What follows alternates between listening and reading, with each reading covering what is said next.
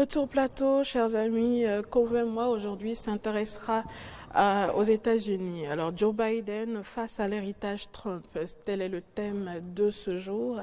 Joe Biden, 46e président élu des États-Unis après une rude élection présidentielle et un décomptage inédit qui a tenu en haleine plusieurs jours durant toute la Terre. Eh bien, Joe Biden est désormais tourné vers de nombreux défis face à une Amérique de plus en plus divisée sur le plan sociopolitique et face donc dans un premier temps à la personnalité du président sortant, puis à son héritage, on s'interroge de plus en plus sur l'avenir des États-Unis. Et si les félicitations fusent de partout, il n'en demeure pas moins fondamental qu'on s'interroge sur l'héritage que laissera Donald Trump le 20 janvier prochain à midi exactement au candidat démocrate élu Joe Biden, qui fera sans doute face à l'un des plus grands défis de l'ère politique moderne. Pour en débattre, nous recevons pour vous sur ce plateau M. Hamzat Abdoulaye, consultant politique. Bonjour à vous et bienvenue. Bonjour Madame Natacha. C'est un plaisir de vous avoir avec nous sur ce plateau. Plaisir partagé. Alors, d'entrée de jeu, quel héritage le président sortant Donald Trump laissera-t-il à son successeur? Alors, merci. L'héritage que laissera Trump à son successeur est un héritage qui pourrait avoir plusieurs nœuds. Et le premier nœud déjà, c'est le point sanitaire. Quel bilan sanitaire Donald Trump laissera-t-il à Joe Biden? On sait déjà qu'aux États-Unis, il est fait cas de 230 000 morts de la pandémie Covid-19 et d'au moins 1 million d'Américains souffrant de la pandémie. Donc, Joe Biden ne va certainement pas hériter d'un bilan sanitaire à son avantage forcément parce qu'il y a beaucoup de choses qui restent à faire. Et si on essaie de décortiquer un peu ses analyses suite à son élection, d'ailleurs, sa priorité va être axée autour du volet sanitaire. Donc, beaucoup de choses restent à refaire de ce côté. Trump n'a certainement pas laissé un héritage reluisant de ce côté. Alors, sur le plan économique, forcément, il faut aussi en parler. Et le plan économique aussi inquiète plusieurs observateurs sur la question parce que on sait que durant les 2-3 premières années de Donald Trump, il s'est véritablement penché sur la question de la relance économique en intégrant déjà sa politique avec l'American First, c'est-à-dire concentrer tout ce qui est plus-value économique au sein d'abord des États-Unis et les principaux bénéficiaires seraient forcément les Américains. Alors, après les 3 premières années, il y a eu la crise de la pandémie liée à la Covid-19, forcément, qui a inversé, je vais dire, la courbe des chiffres qu'il a jusque-là tenus. Donc, le bilan économique aujourd'hui est plus ou moins bancal. Donc, Joe Biden va hériter donc d'un bilan économique qui n'est pas forcément aussi à son avantage parce que beaucoup de choses restent à faire à ce niveau. Je dirais même que tout est à refaire au niveau de l'économie parce que vous le savez, c'est un nœud. C'est-à-dire quand il y a crise sanitaire, cela peut avoir des répercussions sur la politique, sur l'économie, et j'en passe. Donc à ce niveau, l'économie a été touchée déjà parce que au niveau sanitaire, il n'y a pas eu une véritable gestion au niveau fédéral.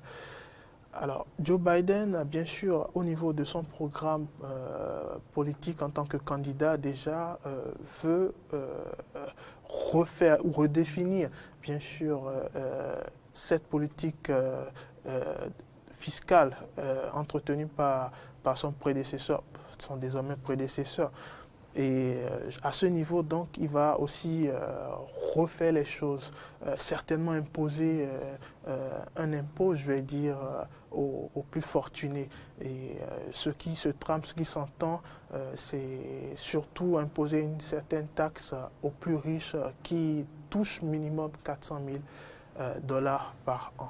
Au niveau politique aussi, beaucoup de choses restent à faire. L'héritage laissé par Donald Trump au niveau politique n'est pas aussi reluisant en tant que tel, parce qu'au sein même de sa formation politique,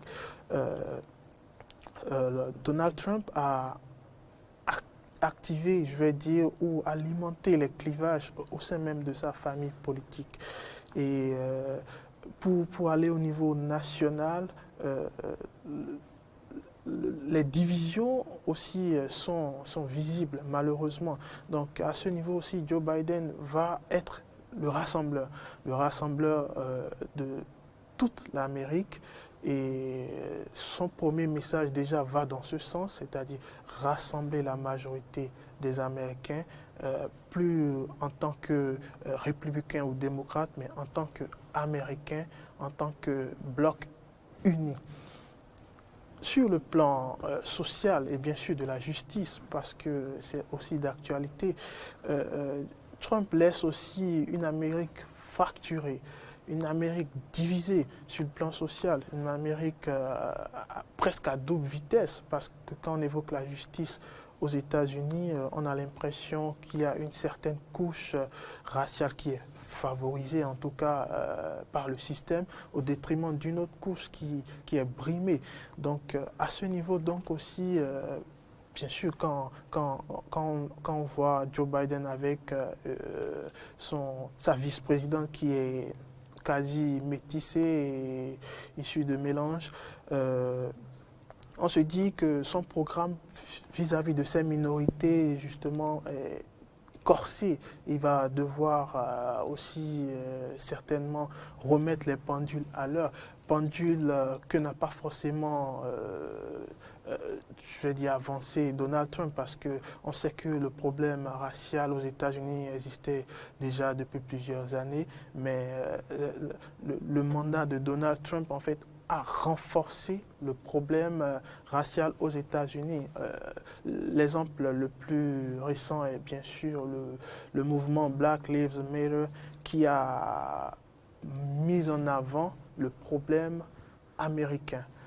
Alors à ce niveau, donc, Joe Biden, une fois élu, va certainement se concentrer sur la question avec sa vice-présidente pour essayer de remettre les pendules à l'heure et pour faire en sorte que noirs, blancs, métissés, asiatiques puissent tous se ressentir en tant qu'Américains sans être primés par qui que ce soit ou par un système judiciaire.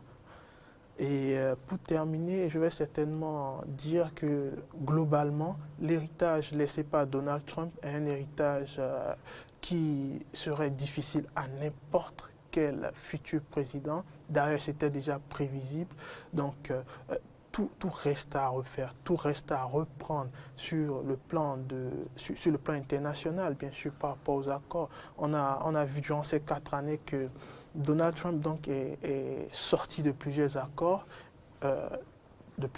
internationaux, donc, et notamment l'accord sur le climat qui était pourtant un des accords clés et porteur d'ailleurs d'espoir également, dont Donald Trump s'est retiré.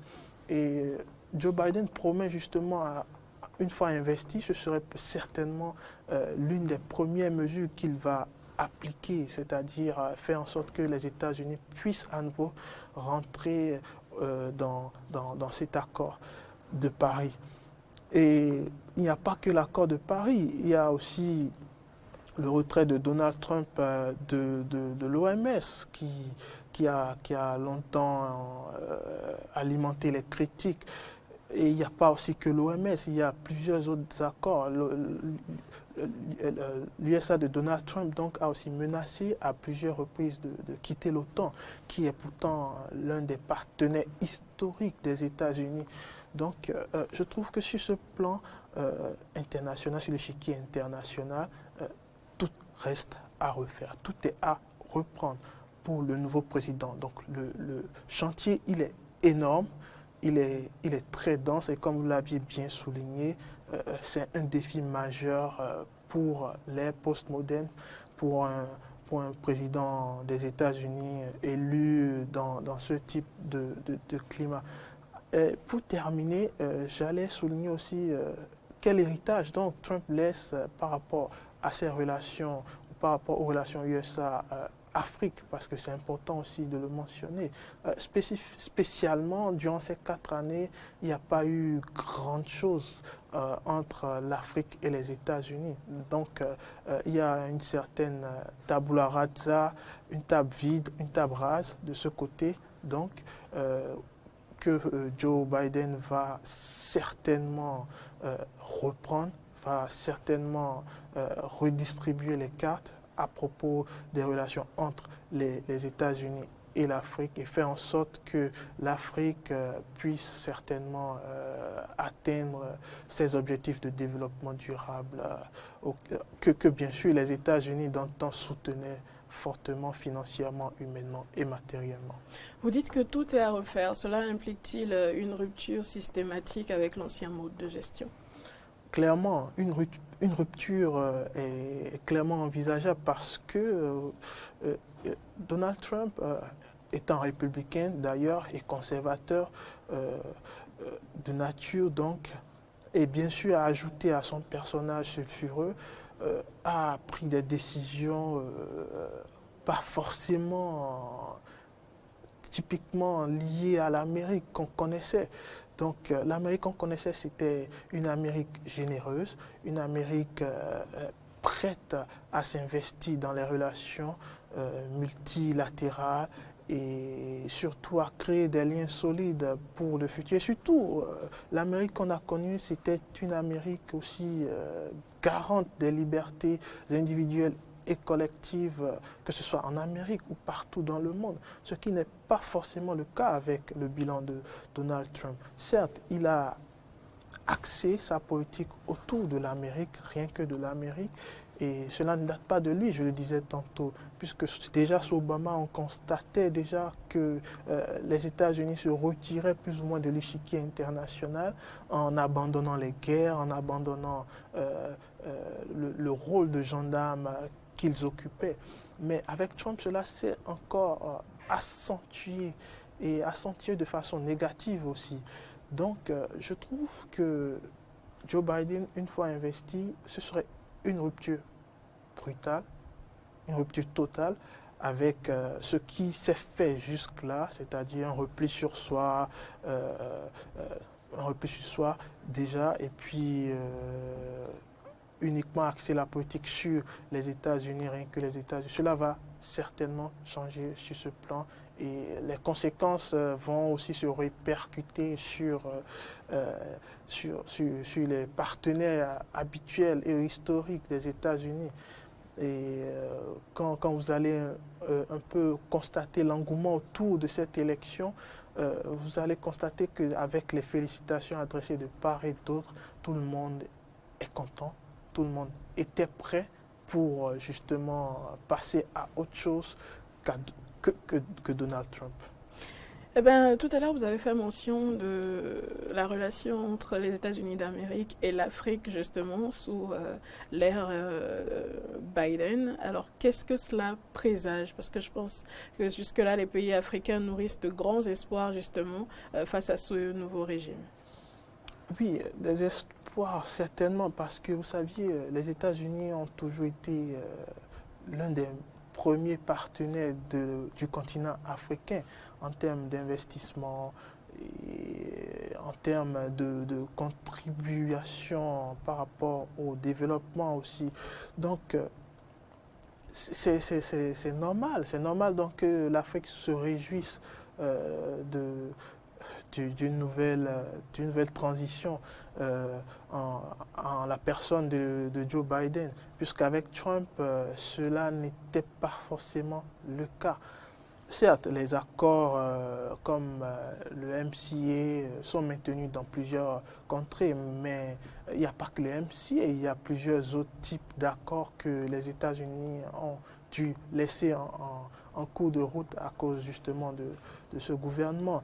Donc, avec Joe Biden, certainement, les relations États-Unis-Afrique vont être repensées, renforcées aussi. Et vous allez le constater avec cette vague déferlante de dirigeants africains qui congratulaient déjà le nouveau président élu. Vous allez le constater à travers cette vague que les présidents africains et les États africains donc, sont dans une nouvelle dynamique forcément. Et cette nouvelle dynamique inclut de travailler avec Joe Biden qui serait beaucoup plus proche des États africains, clairement avec sa politique, avec son programme de candidature. Donc cela va certainement redonner une nouvelle image au partenariat Afrique-États-Unis qui, durant ces 4 années, a plus ou moins dormi sur ses lauriers. Eh bien, quelles seraient les menaces quand même pour l'Afrique, considérant l'avènement de ce nouveau régime? De menaces, je ne pense pas. Bon, déjà, on reste toujours prudent par rapport à la suite, mais je ne trouve pas qu'il y aurait de menaces parce qu'avec Joe Biden, c'est une nouvelle renégociation des partenariats entre les États africains et les États-Unis qui va se faire. Et vous le savez, Joe Biden s'implique assez déjà quand il était vice-président, il s'impliquait assez dans les relations multilatérales ou bilatérales entre les États-Unis et les États africains. Donc cela va sans doute se renforcer. Cela ne serait pas négatif, c'est vrai, au niveau de l'implication militaire, ça ne va certainement pas changer. On constate ces dernières années que militairement, les Américains veulent moins s'investir sur le continent africain. Donc, cette dynamique ne va certainement pas changer. Mais sur le plan financier, sur le plan investissement, sur le plan de l'encouragement au développement, sur le plan des aides sociaux et tout ce qui tourne autour des ONG, je pense que les États-Unis vont aller dans le très bon sens et faire en sorte que l'Afrique redevienne un partenaire des États-Unis, ce qui n'a pas forcément été le cas, puisque vous le saviez, avec des propos que j'entache de sombres entre griffes, Donald Trump avait qualifié les États africains de pays de merde. Et je pense qu'avec Joe Biden, ce serait le contraire. Ce serait une sorte de relation qui serait axée sur la confiance mutuelle déjà, et qui parle de confiance mutuelle parle certainement d'un développement en amont ou en aval d'ailleurs, pour l'Afrique bien sûr. Donc je trouve que Joe Biden va relancer ce partenariat USA-Afrique et ce n'est que tout bénéf pour les États africains. L'équipe de Joe Biden est connue pour son attachement à l'éthique même de la démocratie. Alors, que devraient craindre tous ces États africains qui, d'une façon ou d'une autre, se sont éloignés de la démocratie? Alors, grosse question, que devraient-ils craindre ces États africains? Bon, déjà, on le sait, tous les États sont souverains. Donc, chaque pays devrait se concentrer sur ses propres problèmes. Probablement, les États-Unis ne vont pas se mêler, certainement pas de la souveraineté d'une nation africaine, certainement pas. Cela n'a jamais changé d'ailleurs. Donc, à ce niveau, je dirais qu'ils n'ont rien à craindre. Ils n'ont rien à craindre. Et vous allez le constater aussi, c'est les premières réactions de félicitations et d'encouragement à l'endroit de Joe Biden venaient de présidents pas forcément démocratiques. ou pas forcément qui ne font pas forcément trop figure de démocratie en Afrique. Je ne vais pas citer des noms, mais le paradoxe est là. Nous avons une Afrique, nous avons deux Afriques. Nous avons une Afrique qui veut aller de l'avant, déjà, en valorisant la démocratie, en respectant la démocratie et les principes de la démocratie. Et nous avons une autre Afrique qui, depuis plusieurs décennies, est dans le même sens, c'est-à-dire le sens d'une dictature qui ne dit pas forcément son nom, c'est-à-dire une dictature sans le mot, et des chefs d'État qui s'éternisent au pouvoir. C'est à l'appel en Afrique. Et récemment, en Afrique de l'Ouest, on a constaté ce phénomène qui prend de l'ampleur, celui du troisième mandat. Ces chefs d'État, qu'est-ce qu'ils ont concrètement à craindre des États-Unis? Peut-être plus de pression, parce que jusque-là, on a vu que les États-Unis ne se prononçaient pas vraiment sur la question. Ils sont plus dans leur retrait stratégique qui constitue ou qui se résume à l'American First. Donc, bien sûr, il y a des communiqués de part et d'autre qui surviennent, mais généralement, une inaction reste de mise. Donc cette fois-ci, je pense qu'avec Joe Biden et son équipe déjà, je pense que ces États ne craignent certainement pas grand-chose, mais il y aura plus de voix, il y aura plus de sens justement à ce que la démocratie et les peuples, surtout africains, soient respectés à leur juste valeur. Avec une pandémie du Covid-19, une économie fragilisée, un budget sans marge de manœuvre, un pays divisé, on est bien d'accord que la tâche de Joe Biden est tout sauf facile. Alors que prévoit la Constitution en cas de refus de l'équipe sortante de quitter la Maison-Blanche? Déjà, ce n'est jamais arrivé dans l'histoire.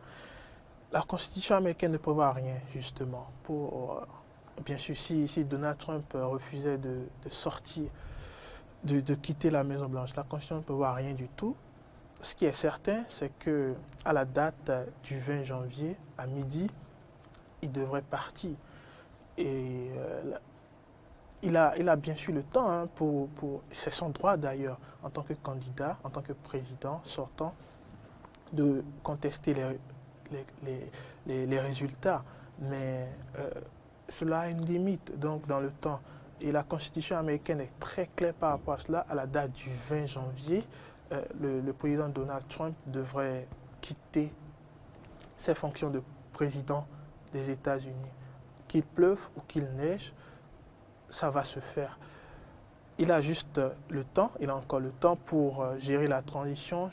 Jusque-là, cela ne s'est pas encore fait parce qu'il conteste, il est toujours dans la contestation des élections.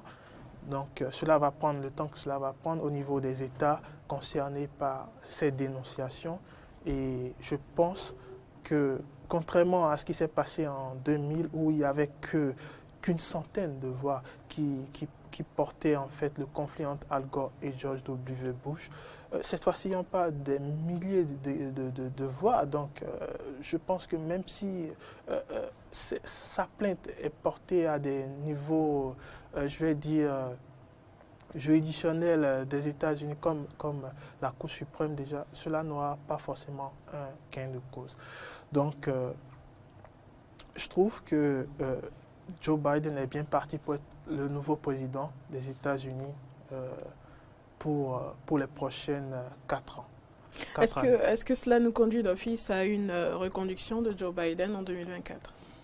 Pas tout de suite. Vous savez, la réélection d'un président aux États-Unis n'est pas tout de suite actée. C'est le fruit d'un long travail. Donc il faudrait que Joe Biden puisse déjà atteindre ses objectifs qui s'est fixé dans son plan de campagne. Il faudrait qu'il puisse les atteindre et réussisse véritablement à réunir tous les Américains. On sait déjà qu'il est le premier président élu avec autant de voix d'électeurs, c'est un record.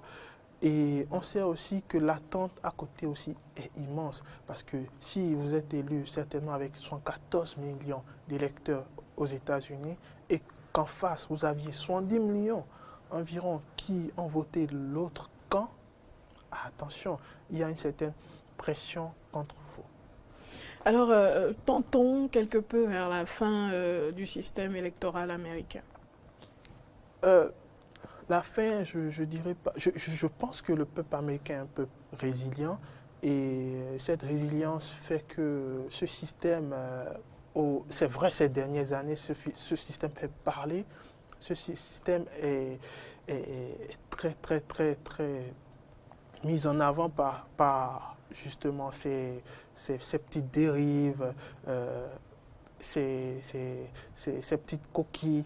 Mais cela ne veut pas forcément dire que le système américain va être mis de côté tout de suite, parce que les Américains y tiennent à leur système. C'est d'ailleurs la matérialisation de ce type de démocratie qui est unique déjà dans le monde. Euh, les États-Unis sont une fédération donc, et chaque État a son système, chaque État a sa liberté et chaque citoyen au sein d'un État se sent différent des autres, et cette différence c'est cette différence qui crée justement cette Amérique. Le Parti républicain va-t-il pouvoir se réinventer? Le Parti républicain a un défi, celui justement de se réinventer après Trump. Mais comment cela va se faire, c'est la question. Parce qu'on sait qu'avec Trump, le Parti républicain s'est divisé. Les conservateurs, d'une part, et les moins conservateurs aussi, et les républicains traditionnels qui ont toujours de la voix au sein du parti. Donc, je trouve que le Parti républicain, aujourd'hui, est face à un challenge immense, celui de se reconstruire, parce qu'après, il y aura dans 2 ans d'autres élections qui vont justement dans le sens d'élire plutôt des représentants de la Chambre, et dans quelques années aussi des élections pour le Sénat. Donc le défi sera perpétuel, et je trouve que les voix les plus fortes du parti vont s'arranger justement pour mettre de côté Donald Trump. Ce serait très difficile à faire, ce serait très compliqué, parce qu'on sait qu'aujourd'hui la voix de Trump porte très fort, autant que Fox News par exemple. Si vous en aviez marre de Fox News, certainement vous auriez Trump News. Donc ce serait difficile de mettre l'homme à côté, sur le côté, ce serait très compliqué. Mais je trouve que le Parti républicain a toujours trouvé les moyens de se réinventer à travers le temps, malgré les échecs de ses candidats. Ils ont toujours su trouver les moyens de se refaire, tel le phénix. Donc je trouve que le boulevard il est ouvert. Il y a assez de têtes fortes, de têtes pensantes au sein de ce parti qui a tous les moyens pour se réinventer. Merci à vous, Monsieur Abdoulaye. Nous sommes à la fin de cet entretien. Quel est donc à présent votre message? Mon message, certainement, est à l'endroit de tous les peuples qui espèrent justement cette lumière de la démocratie, de la vraie démocratie. La leçon des États-Unis est une leçon qui doit qui doit être dans toutes les têtes en vérité. Parce que cela montre que malgré les clivages, malgré les oppositions, la voix des unes est souvent respectée. La voix des unes a été respectée. On a longtemps pensé que au lendemain des élections, il y aurait de la violence dans les rues, qu'il y aurait des casses, mais rien de tout cela, jusqu'à présent en tout cas. Donc c'est une leçon pour les démocraties africaines et d'ailleurs, et aussi c'est une leçon d'espoir, un message surtout d'espoir pour les peuples qui aspirent à un véritable système démocratique. Merci une fois de plus, Monsieur Abdoulaye, Hamzat Abdoulaye. Je rappelle que vous êtes consultant politique. Je vous souhaite de passer une excellente journée et au plaisir de vous retrouver sur ce même plateau. Merci à vous et à très bientôt. À présent, chers amis, cette émission, nous allons la poursuivre. Nous allons raccompagner notre invité en faisant un tour du côté de la régie publicitaire.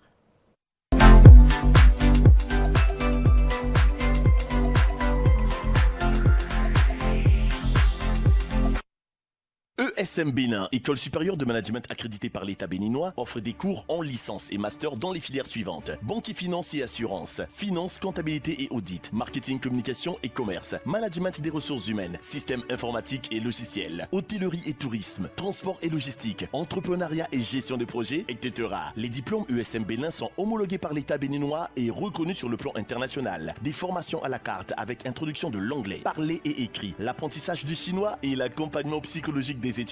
À ESM Bénin, nous organisons des séminaires de partage d'expériences avec des experts et hommes d'affaires. Pour un avenir assuré et des emplois garantis, choisissez l'École supérieure de management ESM Bénin. Rejoignez ESM Bénin sur le site de Kourounou, face au stade de l'Amitié, et à Calavi, Carrefour Zopa. Pour plus d'informations, contactez +229 21 38 26 43 ou le 97 30 84 84 ou le 96 35 75 75. ESM Bénin, le chemin vers l'emploi. Habitants de la commune d'Abomey-Calavi et environ, plus de soucis pour vos besoins d'achat de matériaux de construction de qualité. L'établissement PVP, Plomberie Vouloir ses pouvoirs, met à votre disposition plusieurs gammes de matériel à des prix défiant toute concurrence. Vitriers, plombiers, électriciens, maçons, menuisiers, vous qui exercez dans le bâtiment, venez découvrir les merveilles que vous apporte l'établissement PVP et vous ne serez pas déçus. Nous étions dans la plomberie. Depuis Tampin, nous sommes encore à Tocan sur la voie de Ouedo, en face de l'Est-Pharmacie Saint-Pio. Et ici, nous sommes à Glo, à Gransa. Ici, c'est la quincaillerie générale, de ciment jusqu'aux peintures. Nous faisons la marque Ingeco. Nous vendons tous les outillages marque Ingeco. Donc, tout ouvrier qui va rentrer dans PVP à Gransa ont trouvé leurs matériaux. À PVP, c'est la vente des matériaux électriques, des appareils sanitaires de dernière génération, des chauffe-eau solaires et électroniques, des outils de travail de marque internationale Ingeco. L'établissement PVP vous propose également des services de prise en charge de la construction de vos maisons, de la fondation jusqu'aux travaux de finition. Nous avons des équipes ici, de techniciens jusqu'aux peintres. Nous avons une équipe de construction ici et tous ceux qu'ils veulent qu'on leur construise des maisons, quand ils viennent nous voir, on peut s'arranger et quand on va commencer, c'est la clé seulement qu'ils vont prendre. En cette période des fêtes de fin d'année, l'établissement PVP lance une promotion à travers le projet dénommé Construction pour tous. C'est 20% de réduction sur tous vos achats. Parlant du projet Construction pour tous, nous voudrions garantir à toute la population béninoise et surtout à nos frères de la diaspora la construction de leur maison sans stress et sans peur de se faire gruger. Venez donc construire votre maison avec l'établissement PVP pour une durabilité plus sûre. Avec PVP, offrez-vous un bâtiment en or grâce à des matériaux de qualité. C'est la santé que je souhaite pour tous mes clients. Je profite de l'occasion pour formuler des vœux à mes parents aussi, à mes amis, à ma femme et à notre président de la République et les ministres et les députés. J'ai découvert PVP que j'ai pu adopter depuis lors, puisque j'ai l'opportunité d'avoir en un temps record ce dont j'ai besoin pour les questions de sanitaire, pour les questions de plomberie, et surtout pour ce qui nous embête, nous autres qui ont des forages à domicile. C'est de pouvoir avoir toutes les pièces de rechange qu'il faut, surtout lorsqu'on fait l'entretien périodique donc, de nos forages. Fais ta part contre la Covid. Sa propagation peut stopper. Ça dépend de toi. Limite tes sorties, mais si c'est nécessaire, porte un masque dans tout lieu public. Oh. La Covid peut tuer, les fausses infos aussi. Vérifie toute info avant de partager. Oh. Le gouvernement sensibilise, les agents de santé mobilisés. Alors que fais-tu de ton côté pour stopper cette maladie? La Covid-19 peut être stoppée, mais ça dépend de toi et moi. Alors que chacun fasse sa part. Peuple du Bénin, la Covid-19 est une réalité, mais nous pouvons arrêter sa propagation si chacun de nous fait sa part. Ceci est un message du gouvernement en collaboration avec UKAID.